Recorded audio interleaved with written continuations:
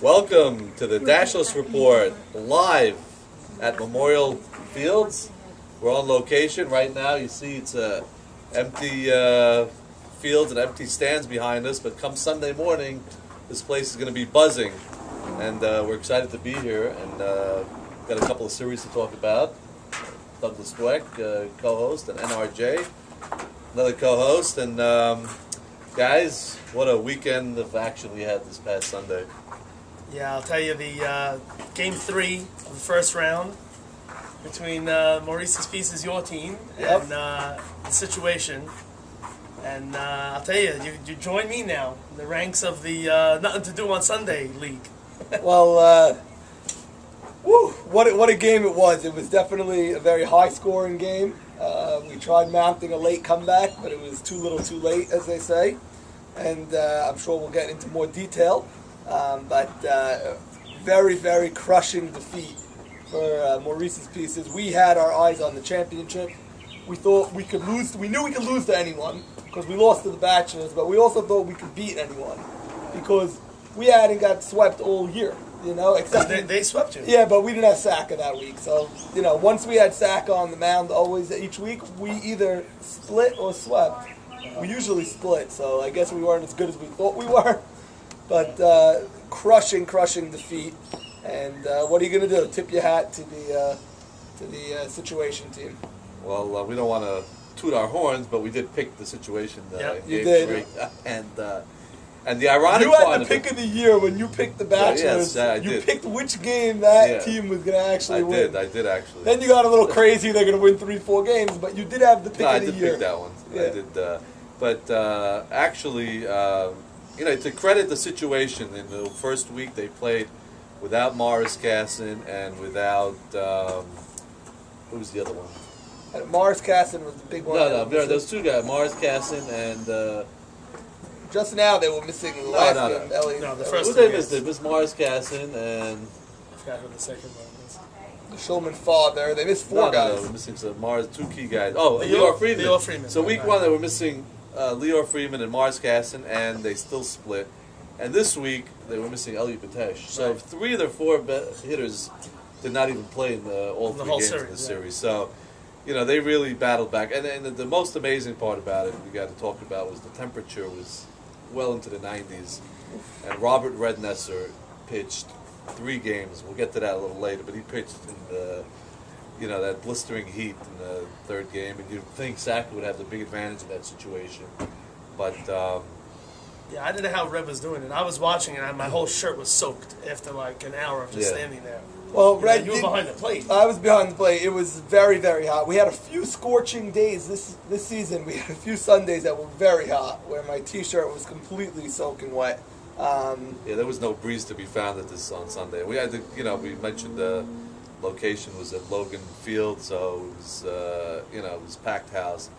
And that made it even more hotter. But it was fun that it was the only game going on at that time, and there was really a packed house. Yeah. And it was an early morning start, so I mean, people came out; they were ready to go. You had the teams that had the buys were also there waiting to see who they were going to play. So a lot of players were there. But you know, there was a few interesting scenarios in that game, and I'm going to talk to Norman about it because I think the play of the game, certainly in my opinion, it was 3-2 situation, and Maurice's Pieces took a 5-3 lead. We think that's it.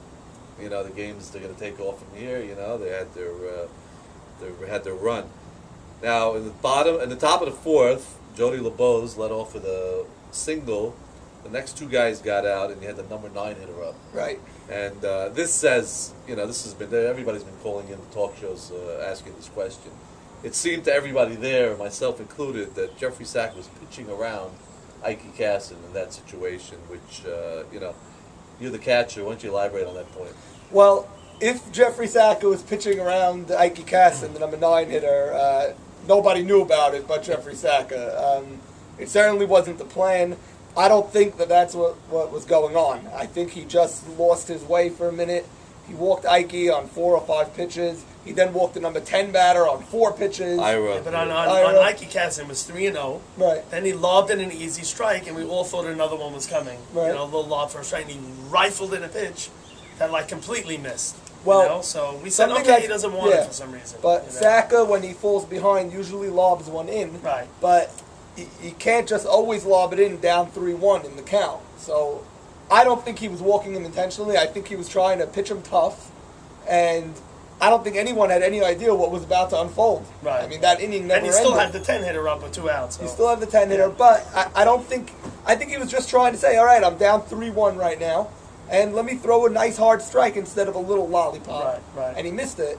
And then the next 4 pitches to the number 10 batter weren't even close. High, low, the in, the out, last one bouncing. for a ball was over his Yeah, head. he walked Ira Yeah. and probably 4 pitches, and then the floodgates opened. Oh, Jared Schulman smashed a 3-run bases loaded double, and just out of the reach of Eddie Richtie, cleared the bases, and then it kept going. Svi and Morris Casson and Leor. everyone got it on it. Yeah. Single, And- double, I single, mean, double. It was 11-3 by the end of that inning, 11-5 rather, and all with 2 outs, which is an amazing Right. thing to unravel. And we had to say they were all hits. I mean, Yeah, they were all hits. all hard hit balls. You don't have the fastest outfield. It was one of like the knocks on your team, and I actually picked you to win the whole thing. Right. And we said, one of the things that may bring you down is the speed of your outfield. You don't have like a Jackie Towell, Jack Cadady, A.B. Cohen, even Ike Jemal on our team was super quick.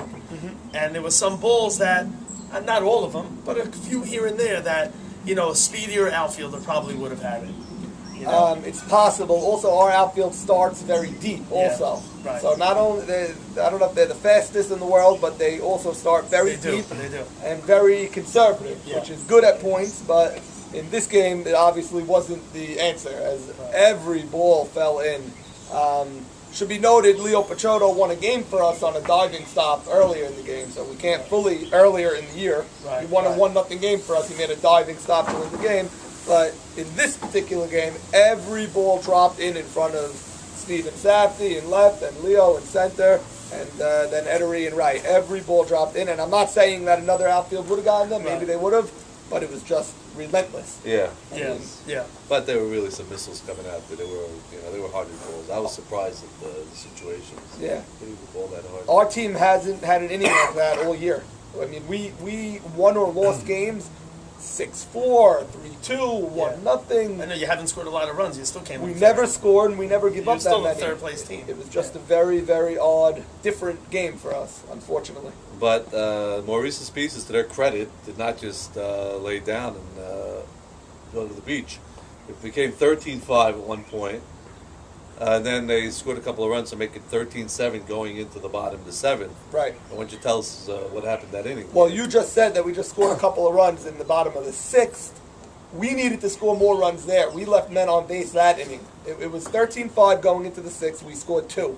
We had a chance to score 4 or 5 that inning, and we left 2 men on with 1 out, and we didn't get those runs in. That hurt us. Because then in the next inning, it was 13-7, and the bottom of the You led order, off, right? I led off.